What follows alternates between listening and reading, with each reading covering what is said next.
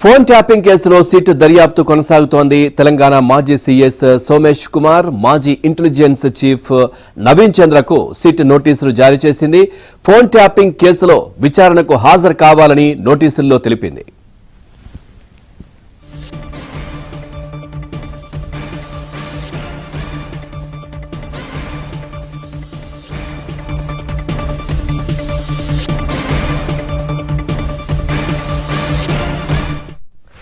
Right, breaking news చూస్తున్నాం. Phone tapping కేసులో SIT దర్యాప్తు కొనసాగుతోంది. తెలంగాణ మాజీ సీఎస్ సోమేష్ కుమార్, మాజీ ఇంటెలిజెన్స్ చీఫ్ నవీన్ చంద్రకు సిట్ నోటీసులు జారీ చేసింది.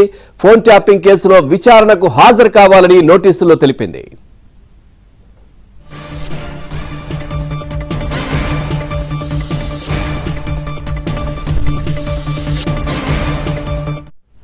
రైట్, ఇదే విషయానికి సంబంధించి మరింత సమాచారాన్ని మా క్రైమ్ కరెస్పాండెంట్ ప్రవీణ్ అందిస్తారు. ప్రవీణ్, పూర్తి డీటెయిల్స్ ఏంటి? ఫోన్ ట్యాపింగ్ కేసులో సిట్ దర్యాప్తు కొనసాగుతోంది.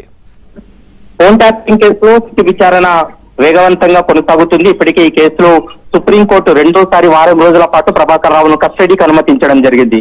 కేవలం ఇప్పటి వరకు ప్రభాకర్ రావునే కాకుండా ఈ కేసులో మిగిలినటువంటి నిందితులను కలిపి విచారణ జరపాలనేది కొద్ది నిమిషాల క్రితమే సిట్ చీఫ్ కూడా కన్ఫర్మ్ చేసినటువంటి పరిస్థితి కనపడుతుంది. మరోవైపు ఇప్పటికే మాజీ ఐఏఎస్ అధికారిగా ఉన్నటువంటి సోమేష్ కుమార్, మాజీ ఇంటెలిజెన్స్ చీఫ్ గా పనిచేసినటువంటి ఐపీఎస్ అధికారి నవీన్ చంద్రకు కూడా నోటీసులు కూడా జారీ చేశారు.